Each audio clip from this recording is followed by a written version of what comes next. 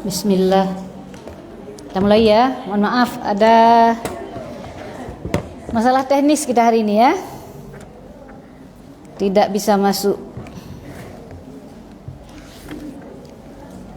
Udah pindah ruangan ternyata ruangan sana tidak ada lampu. Ya, baik. Kita mulai. Bismillahirrahmanirrahim. Assalamualaikum warahmatullahi wabarakatuh.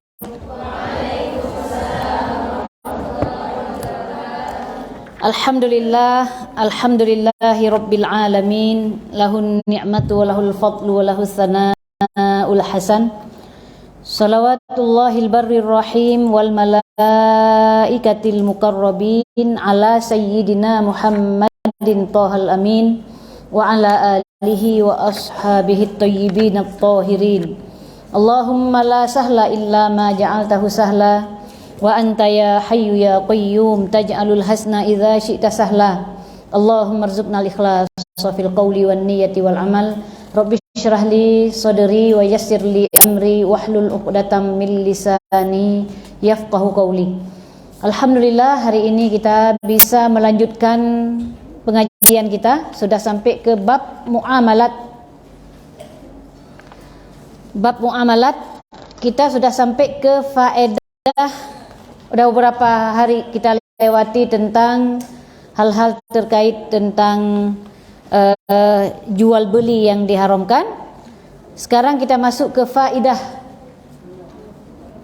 Bismillahirrahmanirrahim. Qala al-muallifur rahimahullah wa nafa'ana bihi wa bi ulumihi fid dharaini amin.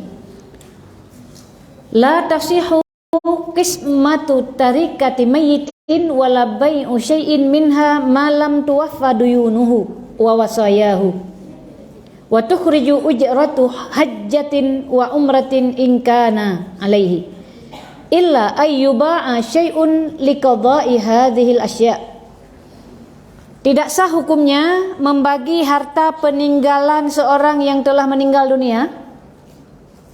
Orang yang telah meninggal dunia, harta peninggalannya tidak sah untuk dibagikan sebelum dilunasi hutang-hutang orang yang meninggal tersebut. Jadi tidak boleh buru-buru membagikan harta si mayit yang meninggal itu, kecuali setelah dilunasi hutang-hutangnya yang belum lunas. Lunasi dulu hutang. Kemudian juga wasiat-wasiat yang belum dilaksanakan. Misalkan ada upah untuk haji atau umroh, gitu, dituntaskan dulu. Atau mungkin juga ada zakat yang belum tuntas dibayarkan, bayarkan dulu. Ada zakat emas, ada zakat binatang ternak, misalkan emas, perak, binatang ternak, atau makanan pokok yang belum dikeluarkan, atau dari harta perdagangan keluarkan dulu zakatnya, baru boleh dibagikan. Jadi jika ada hutang, selesaikan dulu hutang. Jika jangan dah rebutan sebelum bayar hutang udah rebutan harta warisan, jangan gitu ya. Diselesaikan dulu hutang piutang. Kemudian kalau ada wasiat-wasiatnya, misalkan mewasiatkan untuk tolong saya dibadalkan haji, tolong saya dibadalkan umroh, misalkan dibayar dulu gitu.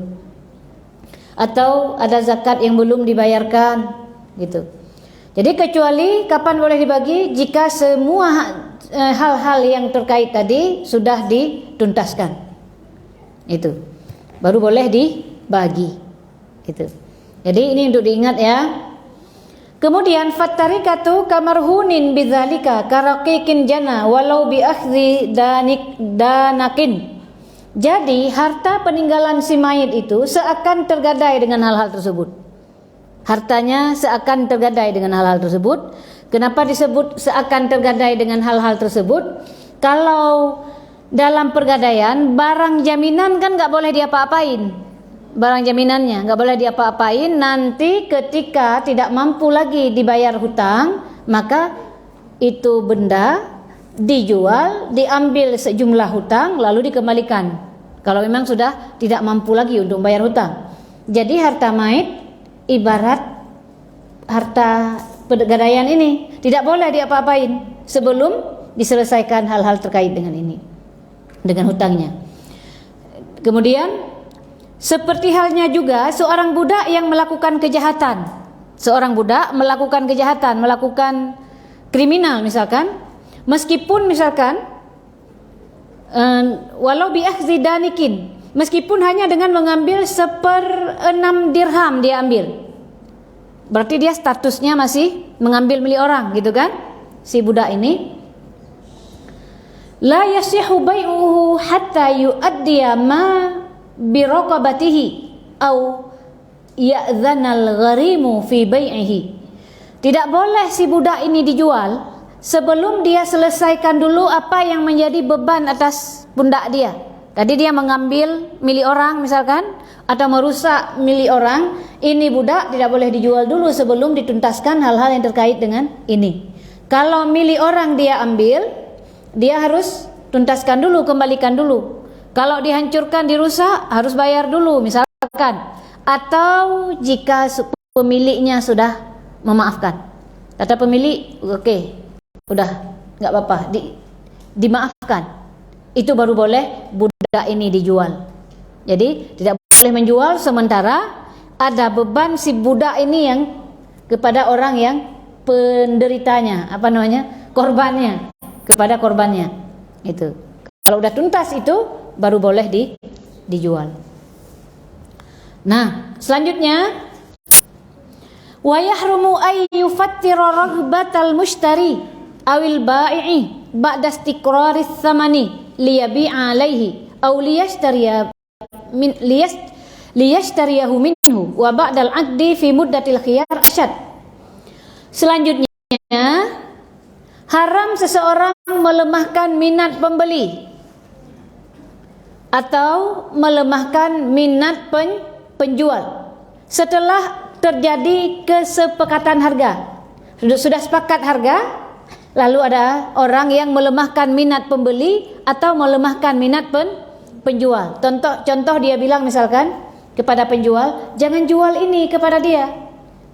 Udah ditanya, udah sedang mau transaksi, udah nanya harga, ini berapa harganya misalkan, oh ini 100.000 dibilang oleh penjual. Kalau orang yang mempengaruhi peminat pembeli, dibilang kepada pembeli, jangan beli pada dia, saya bisa menjual kepada kamu barang yang sama tapi dengan harga lebih murah. Padahal tadi sedang sudah penetapan harga. Nggak boleh seperti ini.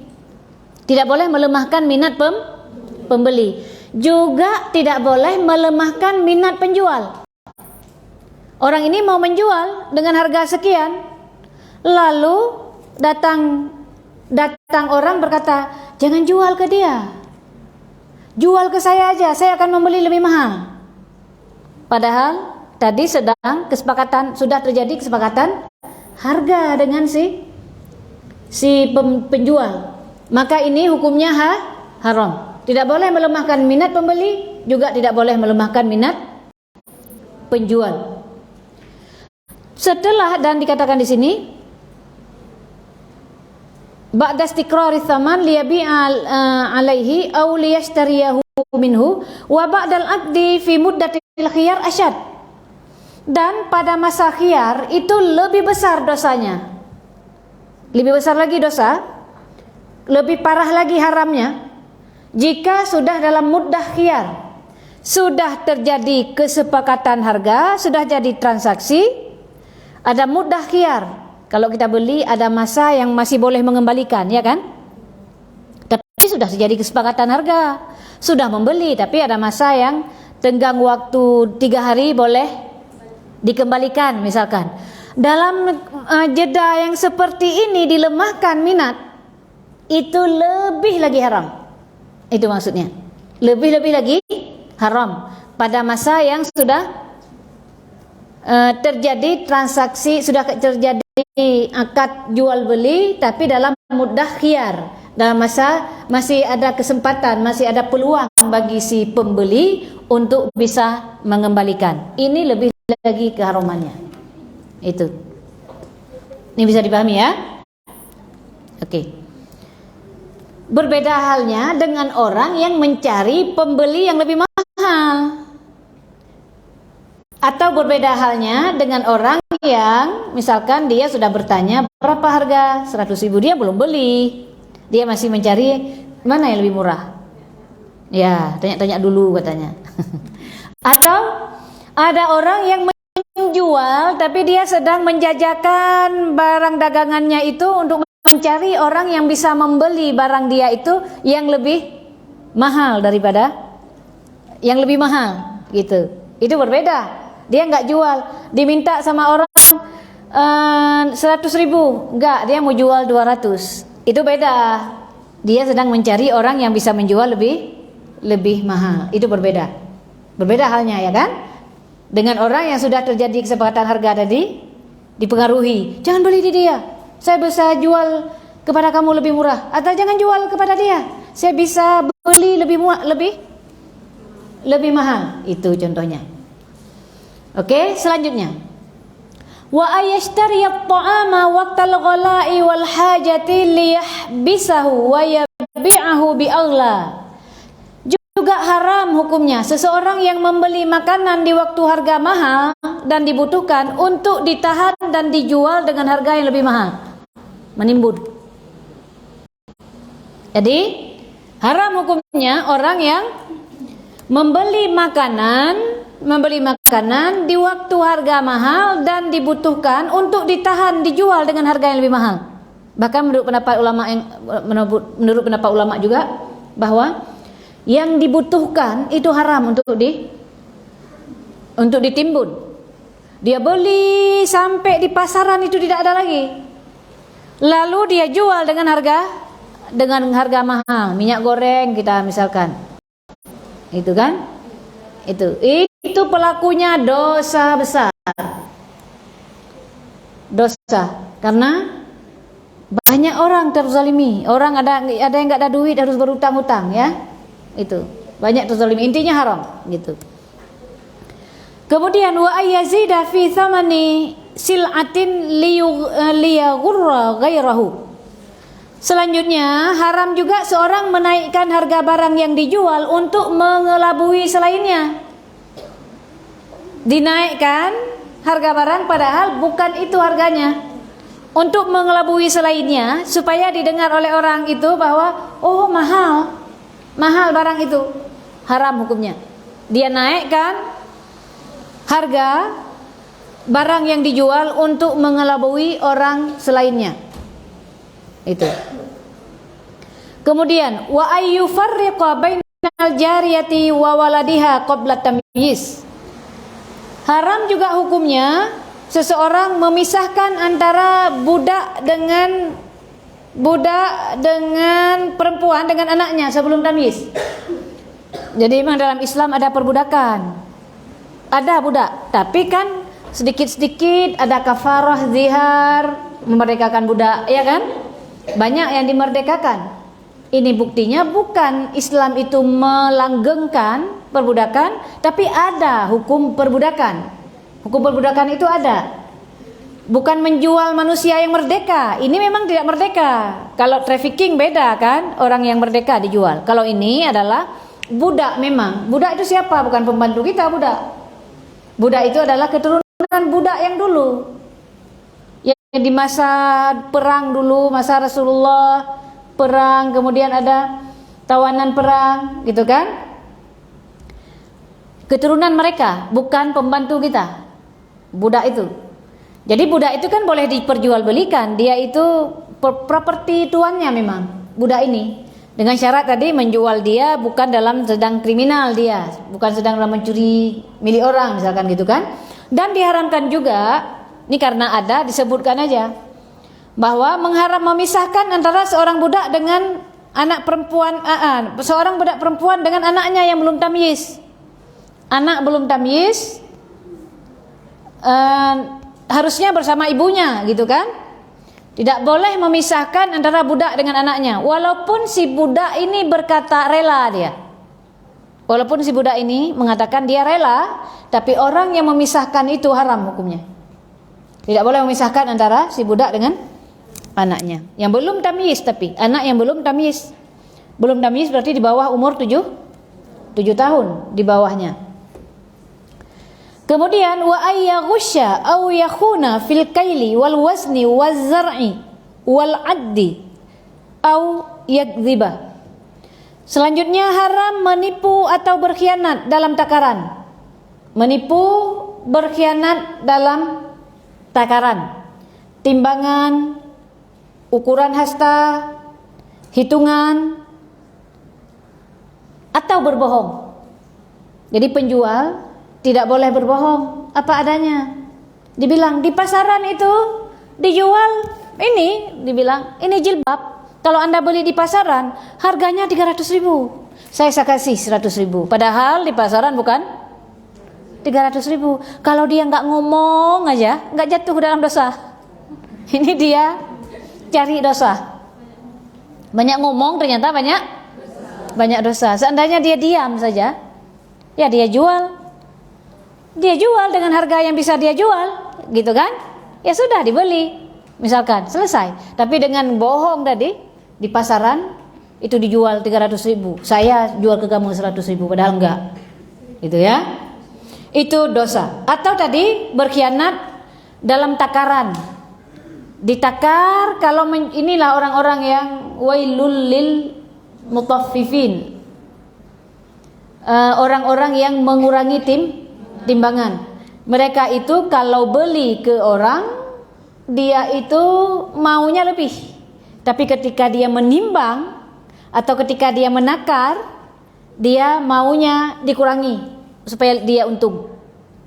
Ini hasil dari itu tentu haram, perbuatannya haram, mengurangi timbangan. Gula, yang jujur bagaimana? Yang jujur sampai wadah-wadahnya ditimbang, nggak diikutkan, wadahnya nggak diikutkan ke supaya tidak berat di pembeli. Itu orang jujur. Wadahnya, kalau beli minyak misalkan, ditaruh di sini dalam wadah. Orang yang jujur ditimbang pula ditaruh ini di bagian yang supaya nggak berat kemari, ditaruh di sebelahnya, di sebelah apa itu namanya, di sebelah boh cengnya, itu kan, di sebelah itu ditaruh ini supaya tidak memberatkan si pembeli, gitu. Sementara orang yang nggak jujur, makanya kan di belakang sudah kita baca, at-tajurus saduqu yuhsyarul yaumal qiyamati ma'as-siddiqin wasyuhada was-solihin. Orang-orang yang pedagang yang jujur kelak di hari kiamat dikumpulkan bersama para syuhada, para orang-orang solih. Itu, para wali-wali, mereka berkumpul. Kenapa demikian? Karena beratnya memang melawan nafsu dalam tidak bohong itu, dalam tidak mengurangi timbangan, dalam tidak bermuamalah sesuai untuk tidak bermuamalah yang haram. Sulit nekan nafsu itu. Makanya imbalannya adalah surga. Imbalannya adalah dikumpulkan bersama para wali, para orang-orang soleh, para orang-orang yang mati syahid, gitu. Nah, timbangan, ukuran hasta, kain misalkan, cara ukurnya ditarik, kain yang itu dia karet, ditarik gitu. Jadi begitu dapatnya ya selesai dipotong jadi menciut, gitu kan? Itu macam trik.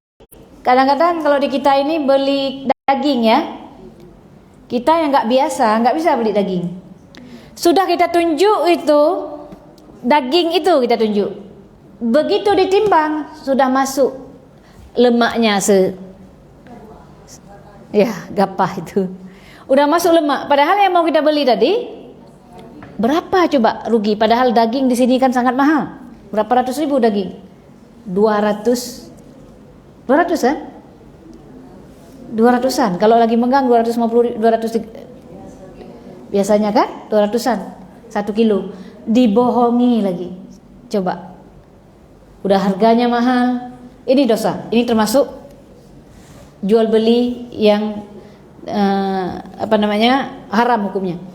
Kemudian wa ayyabi al-qutna ay ghairahu min al-badai'i wa yuqridul mushtari fawqahu darahima wa yazida fi thamani tilkal bid'ati li ajli al-qardi.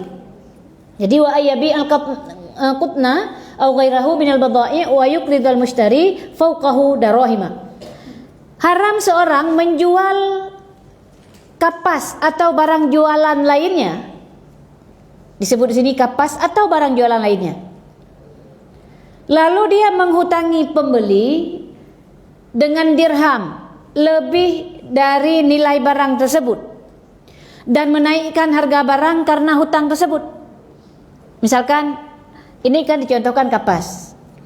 Barang yang lain, orang itu membeli ke kita, tapi dia tidak ada uang sebenarnya, yang kita jual itu mahal, misalkan nggak sanggup bagi dia mahal. Lalu dihutangkan uang untuk bisa membeli, tapi dengan syarat dinaikkan sebagai persyaratan karena dia telah berhutang. Ini termasuk ke dalam golongan riba karot.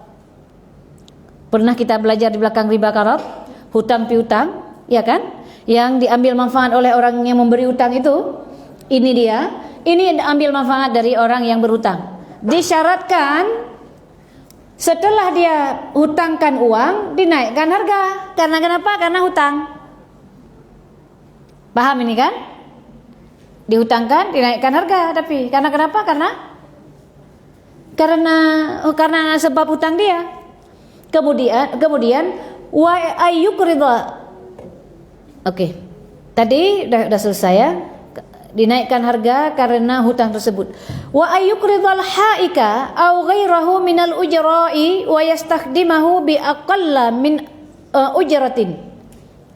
Wa yastakhdimahu bi aqalla min ujratil misli li ajli zalikal qardi ay in syarata zalika wa yusammuna zalika ar-rabtah.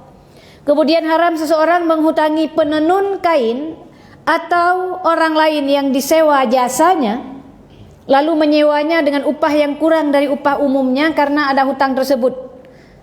Jika disyaratkan itu, ini disebut dengan ar-rabtah. Bagaimana contohnya? Misalkan di sini dicontohkan penenun. Kalau kita misalkan ada penjahit dibayarkan, kan sewa tenaga nih, menyewa orang menjahit, menenun atau membuat bordir, terserahlah, atau yang lain yang disewa orang untuk bekerja di kita. Orang itu disewa untuk bekerja, kan dibayar. Orang ini dibayar dengan rendah. Kenapa? Karena berhutang. Jika disyaratkan dalam akadnya, misalkan boleh kamu berhutang, oke, kamu berhutang kepada saya, syaratnya adalah gaji kamu lebih rendah daripada yang lain. Ini pun telah jatuh ke dalam riba karot. Kemudian au yuqridul harrathina ila waqtil hasadi wa yashtarita ay yabi'u alaihi ta'amahum bi awda'i minasy-syi'ri wa yabi'a wa ayyabi'u alaihi ta'amahum bi awda'a minasy-syi'ri qalilan wa yusammuna dzalika al-maqdi. Kemudian haram juga hukumnya seseorang menghutangi para petani hingga masa panen dan mensyaratkan kepada mereka agar menjual makanan hasil panen mereka kepada orang yang menghutangkan tadi. Disyaratkan dengan harga yang lebih rendah dari harga sebenarnya. Ini hampir sama dengan kayak tadi, tapi yang tadi itu dihutangkan dulu, kemudian dinaikkan harga barang. Kalau ini dihutangkan kepada petani sampai masa panen nanti. Ini banyak terjadi. Begitu panen dengan syarat dia harus menjual hasil panen ke orang yang memberi hutang tadi, tapi dengan harga yang lebih rendah dari pasaran. Karena kenapa? Karena hutang. Ini jatuh ke dalam riba karot juga. Ini dinamakan dengan al-maqdi. Hutang. Inilah jatuh dalam riba karot. Di belakang kita belajar riba nasa, riba yad, riba fadl, tafadul. Ini contoh-contoh riba karot. Kullu qardin jarra manfaatan fahuwa riba. Jadi setiap utang piutang yang diambil manfaat, maka ini jatuhnya riba. Contohnya kan tadi contohnya. Karena hutang dibayar lebih rendah, karena hutang dijual dengan harga tinggi, karena hutang diwajibkan untuk menjual ke dia tapi dengan harga yang lebih rendah ketika dia beli. Kemudian wa kadza jumlatun min muamalati ahli hadzal zaman wa aktsaruha kharijatun an qanuni syara'. Dikatakan di sini, demikian pula sejumlah transaksi-transaksi muamalat orang-orang di masa sekarang kebanyakan keluar dari aturan-aturan syara'. Ini mengerikan, makanya kita perlu belajar bab muamalat. Banyak transaksi muamalat orang-orang di masa sekarang yang keluar dari aturan syara'. Maka kita harus berhati-hati. Mau jadi pedagang, reseller, kemarin udah nanya ya. Yang nanya reseller siapa? Ya, yang nanya reseller waktu itu saya suruh WA bagaimana prosesnya. Tapi ada kawan kita yang di micro teaching kata dijelaskan ke saya reseller itu bagaimana. Itu nanti setelah ini ya. Setelah iklan. Kemudian fa'ala muridi ridallah subhanahu wa salamata dinihi wa dunyahu ayyata'allama ma yahillu wa ma yahrumu min alimin wara'in nasihin syafiqin ala dinihi fa inna talabal halali fariidatun ala kulli muslimin. Maka dikatakan karena banyaknya sekarang transaksi-transaksi yang di luar kaidah syariat, di luar aturan syariat, maka orang-orang yang menghendaki ridha Allah, yang takut pada Allah, yang menjaga keselamatan agama dan dunia dia, wajib bagi dia mempelajari ilmu agama. Itu wajib pada dia untuk mempelajari ilmu agama. Ini di kitab ini sungguh sangat simpel, pokok-pokok baru disampaikan. Berarti kita perlu belajar dari awal, itu kan, tentang hal-hal terkait dengan ini udah muamalat, apalagi tentang akidah lebih-lebih lagi penting, karena tidak sahnya amal kita jika tidak dibangun atas akidah yang benar. Kepada siapa kita belajar? Dibilang di sini. Kepada seorang ulama yang wara'. Kepada seorang ulama yang wara', yang beliau itu memang menjaga orang lain dari tidak berbuat dosa. Untuk dirinya dijaga, untuk orang lain juga seperti tidak ingin dirinya melakukan dosa, juga tidak ingin orang lain melakukan dosa. Jadi ulama seperti itu yang kita belajar. Wara', amanah dalam keilmuan, tidak berfatwa suka-suka hati, yang selalu memberi nasihat kepada orang-orang, tidak ingin orang menjatuh ke dalam dosa. Kepada ulama seperti itu yang kita belajar. Karena mencari atau menggunakan yang halal adalah wajib bagi setiap muslim. Bukankah Allah adalah membebani kita sebagian dan melarang kita sebagian yang lain?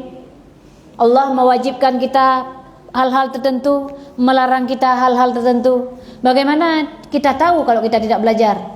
Oh, saya gampang di rumah tinggal buka Google. Itu tidak cukup syarat untuk belajar ilmu. Tidak cukup syarat. Google, koleksi buku, itu bukan belajar. Karena belajar harus kepada ulama. Syarat belajar harus pada ulama. Mengapa kita tidak ada di sini yang nanti diakui menjadi guru kecuali kalau ada ijazah dari Fakultas Tarbiyah? Anda mau melamar menjadi guru, kira-kira diterima jika tidak ada ijazah? Enggak. Demikian juga ilmu agama harus kepada ulama, yang ulama itu memang tidak diwisuda ulama itu sebagaimana kita. Tapi mereka lebih takut kepada Allah, menjaga agama. Takutnya kepada Allah, tidak berani berfatwa sembarangan. Kenapa enggak kepada mereka kita belajar? Mereka menjaga orang supaya tidak berdosa.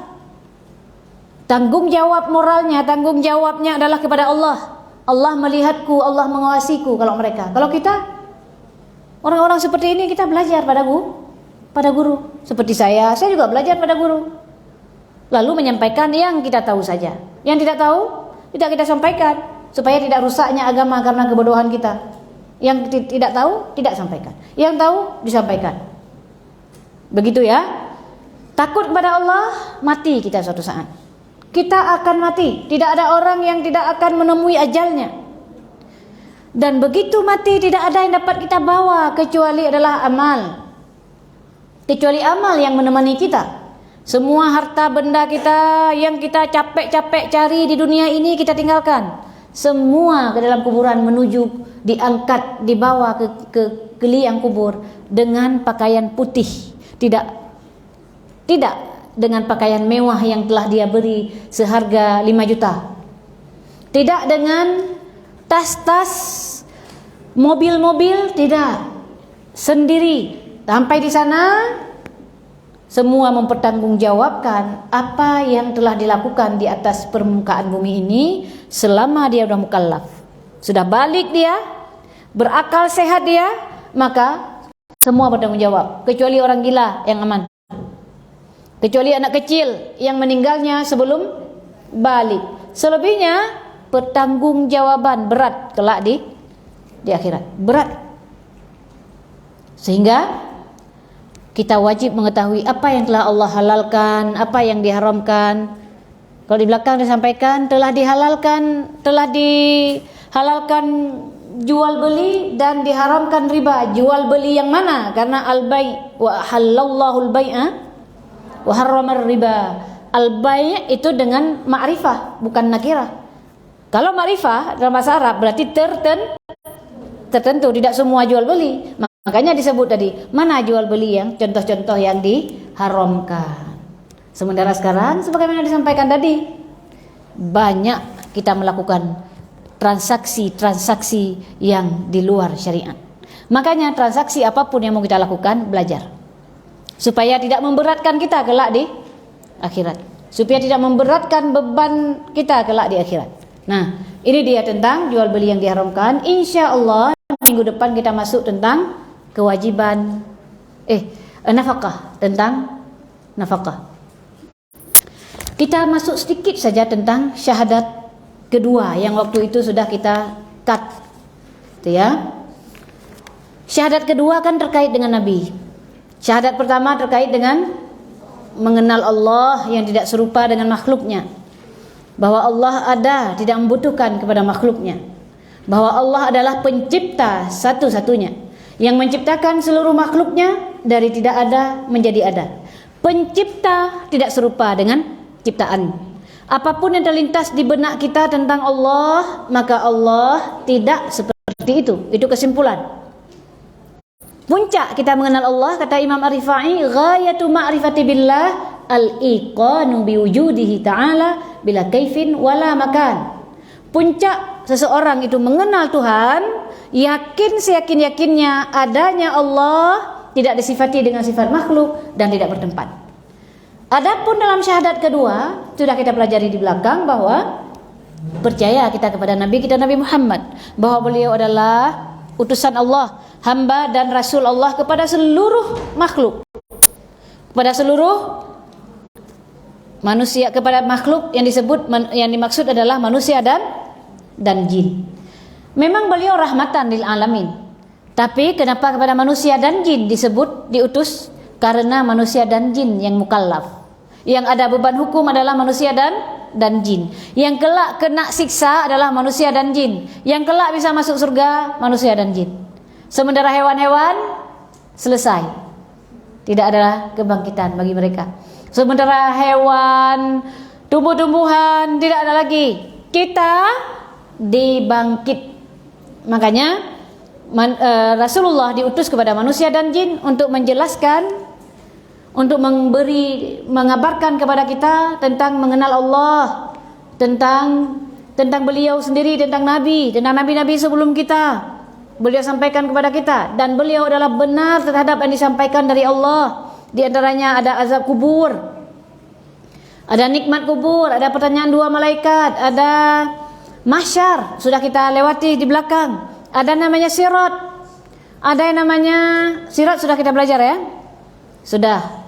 Sirat adalah jembatan yang membentang di atas sisi satunya di Ardul Mubaddalah, sisi yang lainnya ke jalan menuju surga. Umat yang paling banyak masuk surga adalah umat Nabi Muhammad. Kalau ada 120 saf penduduk surga, 80 saf umat Nabi Muhammad. Coba pikirkan, coba betapa bahagia kita menjadi umat Nabi Muhammad. Tapi jangan sia-sia, jangan cukup merasa senang dengan umat Nabi, menjadi umat Nabi Muhammad tapi tidak ada amal, tidak mengenal Tuhan, tidak kenal Nabi, gitu. Nah, kemudian juga disampaikan di dalam kesimpulan-kesimpulan pendek dari syahadat kedua ini bahwa Nabi itu benar, siddiq. Kita udah hafal siddiq, amanah, tabligh, fatanah ketika kecil. Ini sifat yang wajib pada Nabi. Nabi tidak ada yang bohong. Nabi Ibrahim tidak pernah berbohong. Semua Nabi tidak pernah berbohong. Nabi kita Nabi Muhammad tidak pernah berbohong. Semua Nabi terjaga dari kufur. Tidak ada Nabi yang kufur. Tidak ada Nabi yang terjatuh ke dalam dosa besar. Juga tidak ada Nabi yang jatuh ke dalam dosa kecil. Yang dosa kecil itu mengandung unsur kehinaan dan merendahkan jiwa pelakunya.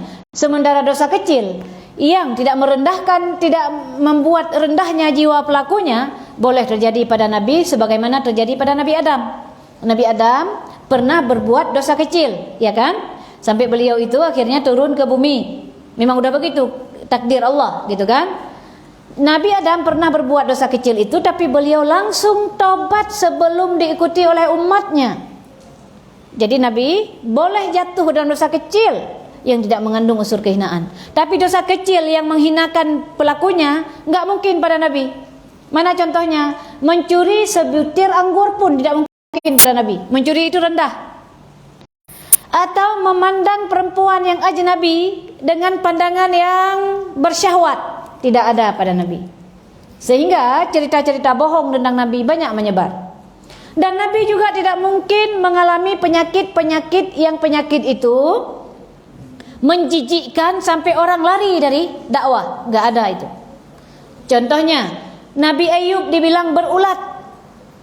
Tidak, Nabi Ayub tidak berulat.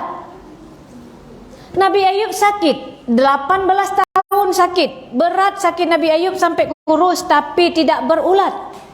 Kalau diriwayatkan katanya Nabi Ayub sampai berulat tinggal hatinya. Kalian pernah dengar ya? Tinggal lidah dan jantung katanya. Saya mau tanya, kalau ada manusia hidup tinggal lidah dengan jantung, lari apa enggak kita? Iya kan? Mengerikan. Enggak ada Nabi itu yang mengalami penyakit-penyakit menjijikkan seperti ini, tidak ada. Semua Nabi. Jadi Allah mengutus para Nabi itu bagus rupa, bagus suara. Nabi Muhammad memang yang paling sempurna. Kalau Nabi Muhammad, kegantengan seluruh orang ada pada Nabi Muhammad. Kalau Nabi Yusuf lebih kurang dari Nabi Muhammad. Nabi Yusuf itu kalau nggak salah sepertiga, entah setengah ya, setengah gantengnya manusia ada pada Nabi Yusuf. Tapi Nabi kita Nabi Muhammad semuanya utuh. Jadi Nabi itu bagus rupa, bagus suara, dan tidak ada penyakit-penyakit yang tadi yang menjijikkan, yang buat orang lari, nggak ada. Dan tidak ada Nabi yang melihat perempuan dengan pandangan yang bersyahwat, padahal itu bukan istrinya. Tidak. Makanya cerita tentang Nabi Daud itu bohong. Cerita tentang Nabi Daud, katanya Nabi Daud itu lihat perempuan, katanya Nabi Daud itu mendapatkan cobaan adalah suka pada perempuan, katanya mau menggenapkan istri dari 99 menjadi 100 katanya. Lalu Nabi Daud digoda oleh setan, yang setan itu menyerupai diri dengan burung. Lalu burung itu diikuti oleh Nabi Daud, kok bagus burung itu gitu. Diikuti oleh Nabi Daud katanya, sampai burung itu mengarah ke sungai. Sampai di sungai ada perempuan mandi. Cantik, ditanya oleh Nabi Daud kepada pengawalnya, siapa itu? Itu istrinya si Fulan. Lalu Nabi Daud katanya berhasrat ingin menikah dengan istri si panglima ini. Istri panglima itu yang cantik itu. Lalu katanya dikirimlah panglima itu ke medan perang, di mana supaya panglima ini mati di medan perang, dipasang di barisan kira-kira yang bisa mati supaya bisa menikahi istrinya. Mungkin seorang nabi punya niat jahat seperti itu? Urusan perempuan lagi. Nabi itu adalah teladan. Nggak mungkin itu. Cerita bohong Israiliyat banyak masuk ke kita. Jadi Nabi Daud tidak demikian. Tidak benar.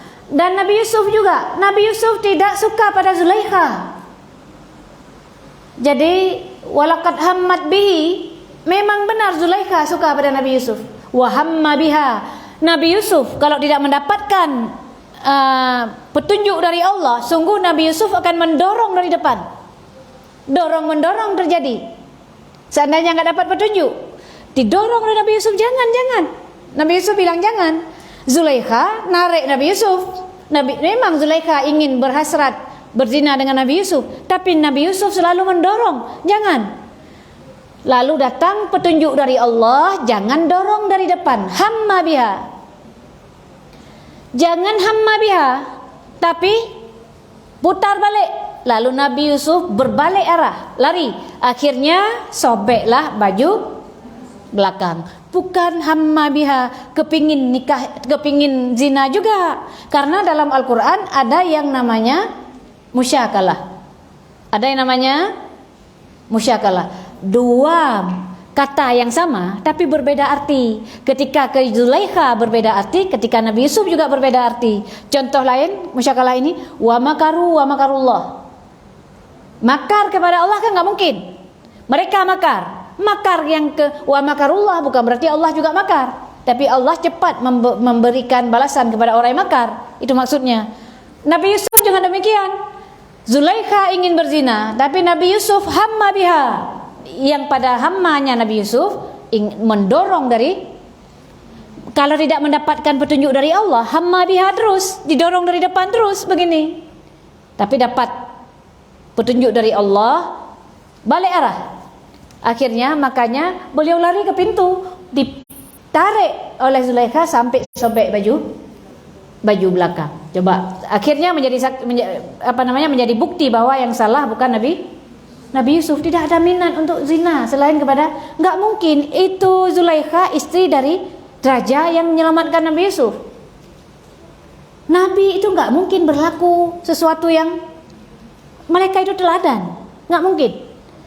Juga Nabi Ibrahim juga tidak mencari Tuhan, karena tidak mungkin kufur itu ada pada Nabi. Kan kita bilang tadi, para nabi tidak mungkin terjatuh ke dalam kekufuran, tidak mungkin jatuh ke dalam dosa besar seperti Nabi Daud tadi misalkan, tidak mungkin jatuh dalam dosa kecil yang mengandung unsur kehinaan, tidak mungkin melihat perempuan nggak mungkin, dengan syahwat nggak mungkin. Itu Nabi Ibrahim juga bukan mencari Tuhan. Nabi Ibrahim mengingkari ketuhanan yang mereka sembah. Hadza Rabbi, bermakna ahadza Rabbi kama tas'umun. Ini namanya istifham ingkari dalam bahasa dalam balaghah. Istifham ingkari, dan ada yang dibuang di sini, ada yang mahdzuf. Ahadza Rabbi kama tas'umun, ini Tuhan yang kalian anggap. Kalau dalam bahasa kita kan sering ini gitu kan, dengan ini berbeda. Ini dosen. Apa maknanya? Sedang mengakui itu dosen atau sedang mengingkari? Mengingkari. Nabi Ibrahim ngomong ini Tuhan, gitulah kira-kira. Ini Tuhanku yang kalian anggap. Kira-kira kalau kita dengan mulut kita agak mereng mulu-mulu untuk ngomong. Ini ingkari. Namun dalam Al-Quran makanya penjelasnya Nabi, para ulama setelah itu. Jangan kita baca sendiri lalu terjemahkan sendiri. Disitulah terjadi kekeliruan memahami Al-Quran. Padahal yang dimaksud oleh Nabi Ibrahim tadi, ini Tuhanku. Lalu menyebar. Nabi Ibrahim tatkala tampak bulan mengatakan ini Tuhan. Tatkala tampak udah itu hilang bulan, nggak mau ini hilang, tenggelam. Memang Nabi mengatakan ini bukan Tuhan, karena Tuhan itu tidak hilang dan muncul dan hilang, tidak berubah-ubah. Allah itu tidak berubah. Allah itu tidak mengalami perubahan. Yang berubah itu bukan Tuhan. Itu maksud Nabi Ibrahim. Yang berubah bukan Tuhan. Tatkala tampak matahari, ini Tuhan. Ini berubah. Yang berubah itu tidak layak jadi Tuhan. Begitu. Lalu nampak bulan, ini Tuhan. Gitu, bukan ini Tuhanku. Bukan ini Tuhanku, inilah Tuhanku, tapi ini Tuhanku. Yang kalian anggap? Enggak, Tuhan itu tidak berubah. Gitu maksudnya. Jadi Nabi tidak mencari Tuhan. Karena kenapa? Dalam ayat juga, walaqad ataina Ibrahim rusydahu. Nabi Ibrahim telah diberi petunjuk sebelum menjadi nabi. Enggak mungkin nabi itu mencari Tuhan.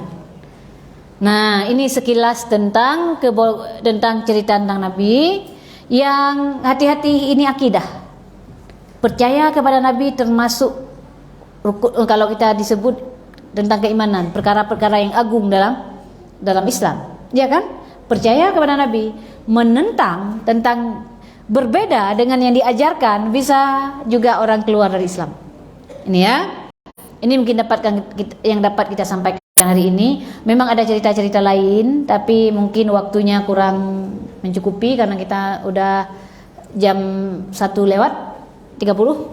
Demikian kita tahlil la ilaha illallah, la ilaha illallah, la ilaha illallah. Allahumma sholli ala sayyidina Muhammad wa ala alihi wa sahbihi wa sallim.